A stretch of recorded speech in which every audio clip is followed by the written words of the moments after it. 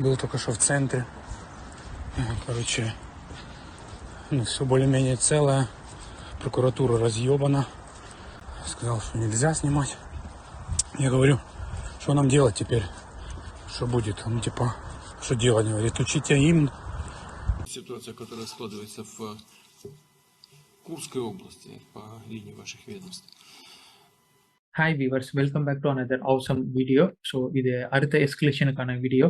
என்ன மிகப்பெரிய எஸ்கலேஷன் ஏற்பட்டிருக்கு அப்படின்னு கேட்டிங்கன்னா, ரஷ்யா இன் ட்ரபிள் அப்படிங்கிற பேக்ரவுண்டை நீங்கள் பார்ப்பீங்க. எஸ், ரஷ்யா உண்மையாலுமே ஒரு ட்ரபிளில் தான் சிக்கிட்டு இருக்கிறாங்க. 2014 இருந்து இது வரைக்கும் நம்ம கேட்டுக்கிட்டு இருக்கிற செய்தி, ரஷ்யா தான் உக்ரைனை இன்வைட் பண்ணிக்கிட்டு இருக்கிறாங்க, உக்ரைனின் பகுதிகளை ஆக்கிரமிச்சுக்கிட்டு இருக்கிறாங்க அப்படின்னு நம்ம கேள்விப்பட்டுக்கிட்டு இருப்போம். ஆனா முதல் தடவை 10 வருஷத்துல முதல் தடவை உக்ரைன் ரஷ்யாக்குள்ள இன்வைட் பண்ணியிருக்கிறாங்க. ரஷ்ய நிலப்பரப்பை ஆக்குபை பண்ண முயற்சி பண்ணிட்டு இருக்கிறாங்க.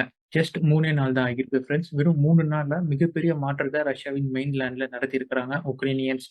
ஸோ இந்த ஒரு மாற்றத்தினால ஆஸ்திரியா, ஹங்கேரி போன்ற நாடுகள் பேனிக் மோடுக்கு போயிருக்கிறாங்க. ஸோ எங்க இவ்வளவு பெரிய மாற்றம் ஏற்பட்டிருக்கு அப்படிங்கிறத இன்னைக்கான காணொலியில பார்க்க போறோம். அண்ட் இதெல்லாம் போக ரஷ்யா அவங்களுடைய ஹை கமாண்ட் பீப்புள் மேல மிகப்பெரிய கோவத்துல இருக்கிறாரு. So major loss for Russia அப்படின்னு சொல்லலாம். Ukraine invades Russia. எங்க என்ன நடந்துகிட்டு இருக்கு, 3 நாள்ல என்ன நடந்திருக்கு அப்படிங்கிறத இன்னைக்கான காணொலியில நாம பார்க்க போறோம். அடுத்த எஸ்கலேஷன் வீடியோ இம்பார்ட்டன்ஸ் கொடுத்து இந்த வீடியோ முழுசா பாருங்க ஃப்ரெண்ட்ஸ். ஸோ நீங்க தெரிஞ்சுக்க வேண்டிய விஷயங்கள் பலவும் இருக்கு இந்த போரை பத்தி. முடிஞ்சா உங்க நண்பர்கள் இந்த ரஷ்யா உக்ரைன் போரை ஃபாலோ பண்ணும், இல்ல ஜியோ பாலிட்டிக்ஸை ஃபாலோ பண்ணும் நண்பர்களுக்கு இந்த வீடியோ பகிருங்க. இது உங்கள் ஆயுதம் அறிவோம் நேயர்களுக்கு அன்பு வணக்கங்கள்.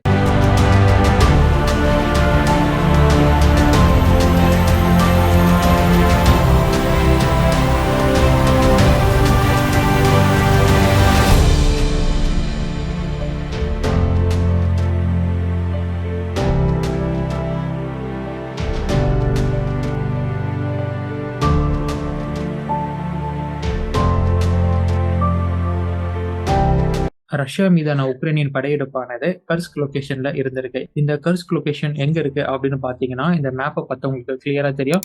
சுமி, கர்கியூ, பெல்கிராட் அப்படிங்கிற நகரத்தை சுத்தி இருக்கு. இதுல சுமி அப்படிங்கிறது உக்ரைனின் கண்ட்ரோல்ல தான் இருக்கிறது. கர்கியூ அண்ட் பெல்கிராட் ரஷ்யன் சைட்ல இருக்கிற நகரங்கள். இப்ப இந்த இன்வேஷன், இந்த படையெடுப்பானது ஆகஸ்ட் 6ஆம் தேதி எடுக்கப்பட்டிருக்கு. 3 நாளைக்கு முன்னாடி. படையெடுப்பை பத்தி உக்ரைனின் ஹை கமாண்டோ இல்ல ஜெலன்ஸ்கியோ எதுவுமே சொல்லல. இப்படி ஒன்று நாங்கள் பண்ணிட்டு இருக்கோம் அப்படிங்கிறத எதுவுமே சொல்லாம ரொம்ப சைலண்டா இருந்திருக்காங்க. இங்க ஏன் நான் ஜெலன்ஸ்கியும் குறிப்பிடுறேன்னா, ஆகஸ்ட் 6ஆம் தேதி இந்த படையெடுப்பு நடந்திருக்கு. ஆகஸ்ட் 7ஆம் தேதி இரவு உக்ரைனின் அதிபர் ஜெலன்ஸ்கி வெளியிட்ட வீடியோ பதிவுல கூட இந்த ஆபரேஷனை பத்தி அவர் எதுவுமே சொல்லல. ஆனா அவங்களுடைய படை வீரர்களின் முன்னேற்றத்தை பத்தி அவர் பேசியிருந்தாரு ஒழிய, இது மாதிரி நாங்க ஒரு நியூ ஃப்ரண்ட்டை ஓபன் பண்ணியிருக்கோம் அப்படின்னு அவர் எதுவுமே சொல்லல. அதனாலதான் உக்ரைனின் ஜெலன்ஸ்கி இதுல நான் சேர்த்திக்கிறேன். அப்ப இந்த செய்தி எப்படிதான் வெளியே வந்தது? ரஷ்யாவால் டெப்ளாய் செய்யப்பட்ட கர்ஸ்க் கவர்னர் எல்லை ஊடுருவல் நடத்தி ஒரு தாக்குதல் நம்ம கர்ஸ்க் நகரத்துக்குள்ள நடக்குதுன்னு கர்ஸ்க் கவர்னர் தான் முதல் தடவை இந்த செய்தியை ரஷ்யாவின் மேல்நிலைக்கு ரிப்போர்ட் பண்ணியிருக்கிறாரு. கடந்த செவ்வாய்க்கிழமை ஆகஸ்ட் 6ஆம் தேதி முதற்கட்ட தாக்குதல் செய்யறதுக்காக 300 உக்ரைனிய வீரர்கள் ஆர்மர்டு வெஹிக்கிள்ஸ், அதாவது கவச வாகனங்களும் பீரங்கி படைகளுடன் இந்த ரஷ்யாவின் எல்லைக்குள்ள ஊடுருவுறாங்க. அப்படி ஊடுருவி தாக்குற முதல் கட்ட தாக்குதல் எங்க நடத்தப்படுது? நிக்கோலே ஈவோடரினோ அண்ட் ஓல்ஷா அப்படிங்கிற பார்டர் வில்லேஜ் எல்லை கிராமங்கள்ல நடத்தப்படுது. இந்த எல்லை கிராமங்களுக்கும் இந்த பார்டருக்குமே எவ்வளவு தூரம் இருக்கும் அப்படின்னு கேட்டீங்கன்னா, அப்ராக்சிமேட்லி 10 கிலோமீட்டர் இருக்கும். அப்பனா கவச வாகனங்களுடன் வந்த உக்ரைனிய படைகள் ரஷ்யாவின் எல்லை 10 கிலோமீட்டருக்குள்ள வந்துதான் முதற்கட்ட தாக்குதலை நடத்த ஆரம்பிக்கிறாங்க அப்படின்னு நம்ம புரிஞ்சுக்கலாம். இந்த தாக்குதல் நடத்தும் இடம் which is nearer to Sudha. உங்களுக்கு இன்னும் புரியும்படி இந்த மேப்பை நான் காமிக்கிறேன் பாருங்க. You will be get clear. So இதுதான் உங்களுக்கு 6ஆம் தேதி நடத்தப்பட்ட தாக்குதல். 1 மணி அளவுல இருக்கும் கள நிலவரம் என்ன அப்படிங்கிறது.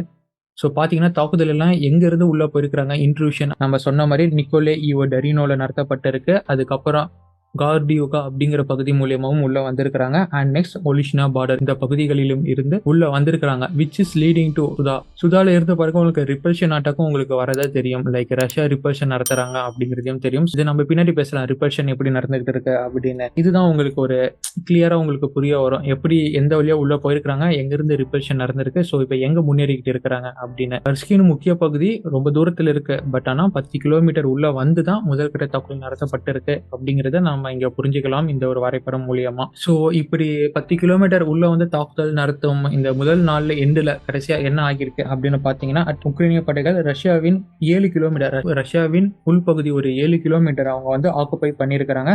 அண்ட் இதுல ரஷ்யாவுக்கு ஆதரவா சண்டை போட்டுட்டு இருக்கும் சில படை வீரர்களையும் அவங்க தன்னுடைய பிணைய கைதிகளா பிரிச்சிருக்கிறாங்க. முதல் நாள்ல 300 படை வீரர்களுடன் வந்த உக்ரைனிய வீரர்கள் இப்ப 2ஆம் நாள்ல 1000 வீரர்களை கொண்டு உள்ள வராங்க. ஸோ டே 2ல எங்க போகுது அப்படின்னு பாத்தீங்கன்னா, சுதால இருந்து நேரா செவட்லிகோவோ அப்படிங்கிற ஒரு பகுதியை கேப்சர் பண்றாங்க.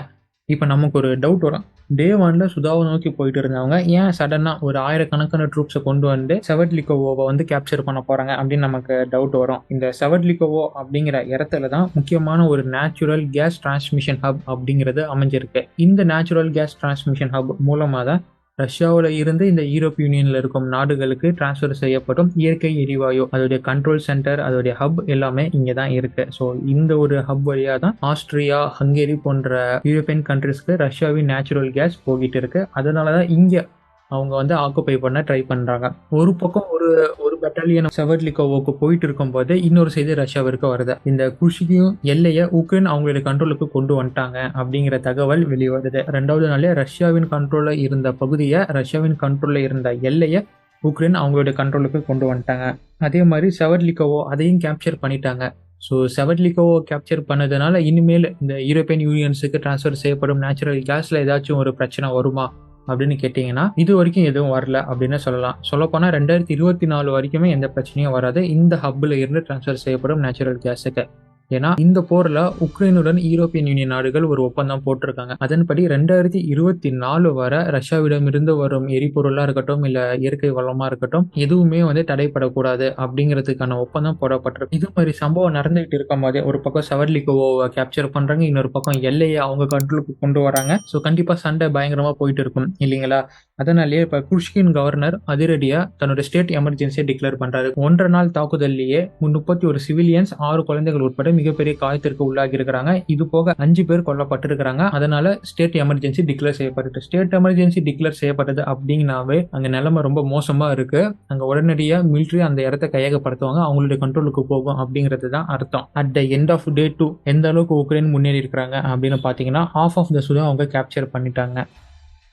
டு பி கிளியர், உங்களுக்கு நான் டே 2க்கான மேப் உங்களுக்கு காமிக்கிறேன். So side by side day 1 day 2க்கான மேப் உங்களுக்கு காமிக்கிறேன். நீங்கள் கிளியராக அண்டர்ஸ்டாண்ட் ஆவீங்க அப்படின்னு நினைக்கிறேன். இப்போ பார்த்தீங்கன்னா உங்களுக்கு தெரியும் டே 2ல் அவங்க எந்த அளவுக்கு முன்னேறி இருக்காங்க அப்படின்னு பார்த்தீங்கன்னா, டே 1ல இந்த சுதாவை நல்லா பாயிண்ட் அவுட் பண்ணிக்கோங்க. அதற்கும் இப்போ டே 2ல இருக்கும் சுதாவின் ஃப்ரண்ட் லைனுக்கும் பாருங்க எந்த அளவுக்கு வித்தியாசம் இருக்கு அப்படின்னு நமக்கே தெரியும். ஸோ உக்ரைனியன்ஸ் மிகப்பெரிய அட்வான்ஸ் பொசிஷன் அடைஞ்சிருக்காங்க அப்படின்னு நமக்கு இதுல இருந்து தெரிய வரும். இன்னொரு போட்டோவையும் நான் உங்களுக்கு காமிக்கிறேன். ஸோ அவங்களுடைய எக்ஸ்பான்ஷன் எந்த அளவுக்கு படர்ந்துருக்கு, எந்த ரேஞ்சில் அவங்க போயிருக்காங்க அப்படின்னு இதை பார்த்தீங்கன்னா உங்களுக்கு புரியும். ஸோ இங்கே பார்த்தீங்கன்னா உங்களுக்கு திக் கலர்ல ஒரு லைன் போட்ட மாதிரி இருக்கு பார்த்தீங்களா, அதுதான் border area, actual border.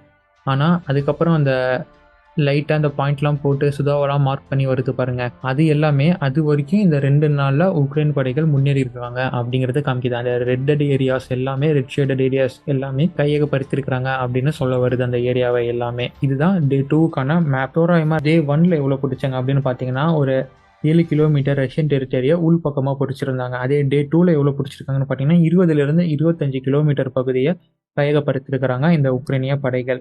As of no இப்போ எத்தனை படைகள், எத்தனை பிரிகேட்ஸ் உள்ள இருக்கு அப்படின்னு பார்த்தீங்கன்னா, 4 பிரிகேட்ஸ் இப்போ ரஷ்யாவின் எல்லைக்குள்ள ஊடுருவி உள்ள தாக்குதல் நடத்திட்டு இருக்கிறாங்க. அதில் ரஷ்யாவுக்கு மிகப்பெரிய டேமேஜ் கொடுத்ததும் உக்ரைனுக்கு இந்த அளவுக்கு முன்னேற்றத்தை கொடுக்க உதவிய படை எது அப்படின்னு பார்த்தீங்கன்னா 22nd உக்ரைனியன் பிரிகேடு தான். ஸோ இவங்க தான் ஃபர்ஸ்ட் உள்ள போனவங்க, இவங்க தான் ரஷ்யாவுக்கு மிகப்பெரிய தாக்கத்தை ஏற்படுத்தியவங்க. ஸோ இப்போ புட்டினுடைய ஆளுங்களுக்கு எது மிகப்பெரிய கன்சர்னா இருக்குன்னா, ஜாப்ரோசியால இருக்கிற மாதிரியே ஒரு நியூக்ளியர் பவர் பிளான்ட் இந்த குர்ஸ்க் ரீஜன்லேயே இருக்கு. அது வந்து குர்ஸ்க் நியூக்ளியர் பவர் பிளான்ட் அப்படின்னு சொல்லுவாங்க. டே 2ல இருக்கும் ஃப்ரண்ட்ல இருந்து 100 கிலோமீட்டர் தொலைவில் தான் இந்த நியூக்ளியர் பவர் பிளான்ட் அவங்களுக்கு அமைஞ்சிருக்கு. ஓவர் கம் பண்ணி அந்த நியூக்ளியர் பவர் பிளான்ட்டை ஆக்குபை பண்ணுறதுக்கு சில நாள் பிடிக்கும். இட் மஸ்ட் பி ஹார்ட் அவங்களுக்கு. பட் ரஷ்யா பயந்துகிட்டு இருக்கிறாங்க, ஒருவேளை அந்த நியூக்ளியர் பவர் பிளான்ட் மேலே தாக்குதல் நடத்தப்பட்டா என்ன ஆகும், ஒருவேளை அவங்க நியூக்ளியர் பவர் பிளான்ட்டை கையகப்படுத்த நோக்கத்தில் வந்தாங்கன்னா என்ன ஆகும் அப்படிங்கிற மாதிரி ரஷ்யன்ஸ் டே 2ல மிகப்பெரிய டிஸ்கஷன்ஸ்க்கும் மிகப்பெரிய பேனிக் மோடுக்கும் போயிருக்கிறாங்க அப்படின்னு சொல்லணும். 20-25 கிலோமீட்டர் அப்படிங்கிறது மிகப்பெரிய அச்சீவ்மெண்ட் உக்ரைனியன் படைகளுக்கு. இது மாதிரி ஒரு சம்பவம் நடக்கும்போது புட்டின் அவர் பிரஸ் மீட்டை கொடுக்குறாரு. அந்த பிரஸ் மீட்ல அவர் என்ன சொல்றாரு அப்படின்னா, இந்த பிரஸ் மீட் நடக்கிறதுக்கு முன்னாடி அவங்களோட டாப் கமெண்ட்ஸோட ஒரு மீட்டிங் நடத்திருக்கிறாரு. அதில் குர்ஸ்க் கவர்னர், அவங்களுடைய மிலிட்ரி டாப் அஃபிஷியல்ஸ், ஜெனரல்ஸ் உட்பட எல்லாரும் இறந்துருக்காங்க. அவங்க போர்க்களத்தில் ஃப்ரண்ட் லைனில் என்ன நடந்துகிட்டு இருக்கு, எப்படி உக்ரைனியன்ஸ் இந்த ஊடுருவலை நடத்திருக்காங்க அப்படிங்கிறத எக்ஸ்பிளைன் பண்ணியிருக்கிறாங்க.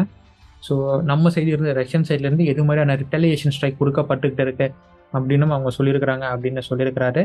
ஸோ புட்டின் சார்பாக இருந்து என்ன சொல்லப்பட்டிருக்குன்னா, குர்ஷ் மக்களுக்கு தேவையான அசிஸ்டன்ஸை கொடுக்கணும், like medical assistance, mobility assistance எல்லாமே கொடுக்கணும், அங்கேருந்து மக்களை எவாக்குவேட் பண்ணணும் அப்படிங்கிற மாதிரி குர்ஷ் கவர்னருக்கு அவங்களுடைய அட்வைஸை கொடுத்துருக்காங்க. தன்னுடைய டெபுட்டி பிரைம் மினிஸ்டரை உடனே அந்த குர்ஷ் கவர்னருடன் இணைந்து செயல்பட்ட அந்த குர்ஷ்ல இருக்கும் மக்களை உடனே எவாக்குவேட் பண்றதுக்கான ஆர்டரும் அவர் கொடுத்திருக்கிறாரு. இந்த ஒரு தாக்குதல நமக்கு நிறைய கொஸ்டின் வரும். ஏன்னா ரஷ்யா தான் உக்ரைனை இன்வைட் பண்ணிட்டு இருக்கா அப்படின்னு பல பேரெல்லாம் பேசப்பட்டுக்கிட்டு வரும். ஸோ உக்ரைனை கம்பேர் பண்ணும்போது ரஷ்யா கவுன்ஸா இருக்கட்டும், இந்த சைக்காலஜிக்கல் வார்ஃபேரா இருக்கட்டும், இந்த டெக்னாலஜிக்கல் ஓரியன்டா இருக்கட்டும், எல்லாத்துலேயுமே கொஞ்சம் இல்லை நல்லாவே கம்மி தான். ஒரு நல்ல டிஃப்ரென்ஸ் இருக்கும் ரெண்டு நாடுகளுக்கும், ரெண்டு நாட்டு மிலிட்ரிக்கும் கம்பேரிசன் போட்டோம்னா. பட் எப்படி ரஷ்யாவை ஊடுருவி இப்படி ஒரு தாக்குதல் நடத்தினாங்க, 2 நாளில் இவ்வளோ பெரிய எல்லையை அவங்க ஆக்குப்பை பண்ணியிருக்கிறாங்க அப்படின்னு நமக்கு பல கேள்விகளும் வரும். அந்த நேரத்தில் குர்ஷ்கில் ரஷ்யாவின் பாதுகாப்பு எந்த அளவுக்கு இருக்குது, ஏன் ரஷ்யா அதை வந்து தடுக்காமல் இருக்கிறாங்க, தாக்குதல் ரிட்டாலியேஷன் பண்ணுறாங்கங்கிறீங்களே, அப்புறம் ஏன் இது மாதிரி இவ்வளோ 25 கிலோமீட்டர் 2 நாளில் முன்னேறி இருக்கிறாங்க, பல பகுதிகளை ஆக்குப்பை பண்ணியிருக்கிறாங்க அப்படின்னு நமக்கு பல கேள்விகளும் வரும். இந்த தருணத்தில் நான் உங்களுக்கு இன்னொரு விஷயத்தையும் சொல்ல வரேன். 2023 உக்ரைன் ஒரு சம்மர் கவுண்டர் அஃபென்சிவ் நடத்தினாங்க அப்படின்னு நம்ம பார்த்தோம் இல்லையா. ஸோ மொத்தமாக நடத்தின கவுண்டர் அஃபென்சிவ்ல ரஷ்யா கிட்ட இழந்த பகுதிகளில் வெறும் 350 400 ஸ்கொயர் கிலோமீட்டரை தான் அவங்களால பிரித்தெடுக்க முடிஞ்சது கம்ப்ளீட் கவுண்டர் அஃபென்சிவின் முடிவில். பட் இங்க பாருங்க, வெறும் 2 நாள்ல ரஷ்யாவின் எல்லைக்குள்ள புகுந்து 350 ஸ்கொயர் கிலோமீட்டரை 2 நாள்ல அவங்க கேப்சர் பண்ணியிருக்கிறாங்க ரஷ்யாவின்குள்ள.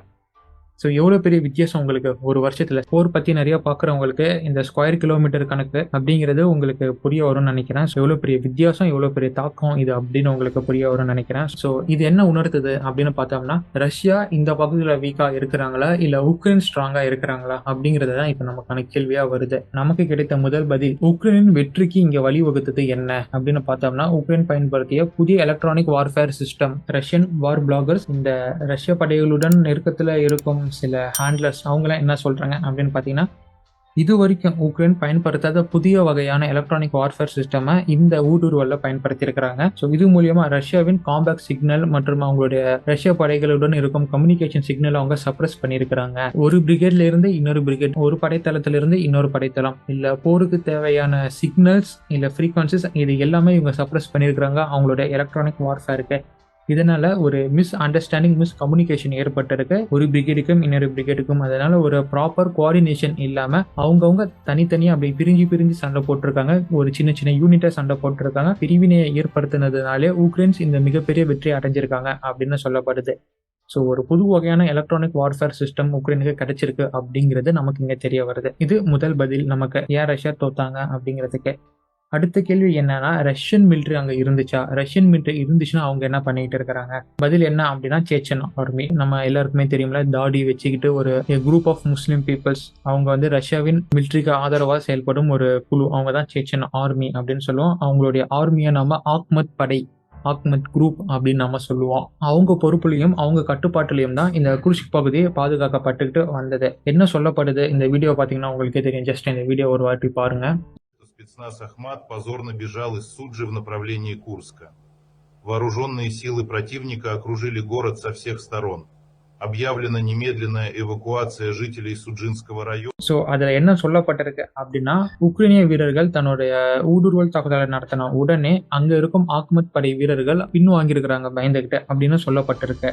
ஸோ ஆக்மத் படை எதிர்த்து சண்டை போடாமல் அவங்க பின் வாங்கிட்டாங்க. உக்ரைனின் ஃப்ரண்ட் லைன் பெரிய அளவுக்கு எக்ஸ்பேண்ட் ஆகியிருக்கு அப்படின்னு சொல்லப்படுது. புட்டின் நம்பிக்கிட்டு இருந்த ஆக்மத் ஆர்மி தோல்வி அடைஞ்சிருக்கு அப்படின்னு தெரிய வருது. இதனால புட்டின் இந்த சேச்சன் படை தலைவர் மேலேயும் இந்த ஆக்மத் ஆர்மி மேலேயும் மிகப்பெரிய கோவத்தில் இருக்கிறாரு. ஆஸ் எ ரிசல்ட் இப்போ 2வது நாள்ல இருந்து என்ன நடந்துகிட்டு இருக்குன்னா, ஆக்மட் ஆர்மியெல்லாம் பின்னாடி வந்ததுனால ரஷ்யா அவங்களுடைய மிலிட்ரி பர்சனல்ஸையும் ஆர்மர்டு வெஹிக்கல்ஸ், அவங்களுடைய பீரங்கிகள், இது எல்லாத்தையுமே மொபைலிட்டி பண்ணிட்டு இருக்கிறாங்க. எங்கன்னா இந்த போர் நடக்கும் குர்ஸ்க் ஃப்ரண்ட் லைன்ல இங்க மொபைலிட்டி பண்ணிட்டு இருக்கிறாங்க. நார்மலா இப்பதான் ரஷ்யா எதிர்த்து சண்டை போடவே ஆரம்பிச்சிருக்காங்க. எப்பனா 2வது நாள் பாதியில இருந்துதான். மூணாவது விஷயம் என்னன்னா, ரஷ்யன் ஏர்ஃபோர்ஸ் இந்த இடத்துக்கு வந்திருந்தாங்கன்னா இவ்வளவு பெரிய இன்ட்ரூஷன் நடந்திருக்க வாய்ப்பே இருந்திருக்காது.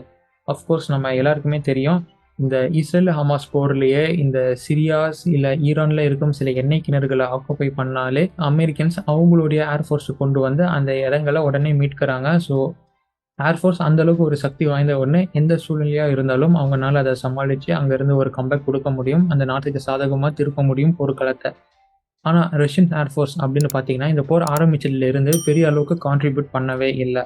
டு பி ஹானஸ்ட் அவங்களோட கான்ட்ரிபியூஷன் இந்த போர்ல 0 அப்படின்னு தான் சொல்லணும். அதேதான் இங்கேயும் நடந்தது. குர்ஸ்க்ல நடக்கும் போர்லயும் அவங்கனால பெரிய அளவுக்கு ஒரு கான்ட்ரிபியூட் பண்ண முடியல. என்ன காரணம், ஏன் அவங்க பயன்படுத்தல அப்படின்னு தான் நம்ம இப்ப பார்க்கணும். பொதுவா பேசப்படும் ஒரு செய்தி தான் என்னன்னா, ரஷ்யாவின் ஏர்ஃபோர்ஸ்குள்ள ஒரு கோஆர்டினேஷன் இல்லை. அவங்கவுங்க ஒரு கோஆர்டினேட் இல்லாமல் ஒரு முன்னியும் பின்னியமாக செயல்படுவாங்க. ஒரு ப்ராப்பரான ஒபீடியன்ஸ் இருக்குது, அதை ஃபாலோ பண்ணாமல் செயல்படுவாங்க அப்படிங்கிற மாதிரி ஒரு காமனான பேச்சு ரஷ்யாவின் ஏர்ஃபோர்ஸ் மேலே இருக்கு. ரெண்டாவது விஷயம் என்னன்னா, ஹை ஏர் ப்ரொடெக்ஷன் இன் சுமி ரீஜியன். சுமி அப்படிங்கிறது உக்ரைன் கையில் இருக்கும் ஒரு பகுதி தான், உக்ரைனின் ஒரு பகுதி தான். அங்கே மேற்கத்திய நாடுகளிலிருந்து வாங்கின ஏர் டிஃபென்ஸ் சிஸ்டம் எல்லாமே சுமி ரீஜனில் டெப்ளாய் பண்ணி வச்சிருக்காங்க உக்ரைனியன்ஸ். அதே மாதிரி இந்த போர் எங்கே நடந்துகிட்டு இருக்கு அப்படின்னு கேட்டிங்கன்னா, அதாவது இந்த பார்டர்ல இருந்து ஒரு 10 கிலோமீட்டர் 20 கிலோமீட்டர் சுற்றி தான் போர் நடந்துகிட்டு இருக்கு. பார்டர்ல இருந்து வெறும் 20 கிலோமீட்டர் தூரத்தில் நடக்கும் போரில் ரஷ்யாவின் ஃபைட்டர் ஜெட்ஸ் எல்லாம் அங்கே காம்பேக்டுக்கு வந்துச்சுன்னா, there is a high possibility they may be ideal target for western weapons. மிகச்சிறந்த இரையா இந்த மேற்கத்திய ஏவுகணைகளுக்கும் மேற்கத்திய வான் பாதுகாப்பு சாதனங்களுக்கும் ரஷ்யாவின் விமானங்கள் சிக்கும் அப்படிங்கிறது தான் சொல்லப்படுது. அவங்க ஒரு ரிஸ்க் எடுக்க விரும்பல அப்படின்னு தான் சொல்லப்படுது. அதே மாதிரி இந்த மேப்பை பார்த்தீங்கன்னா தெரியும் உங்களுக்கு. ஸோ எங்க போர் நடந்துகிட்டு இருக்கு, நிறைய குண்டு போட்ட இமேஜஸும் உங்களுக்கு தெரியும்.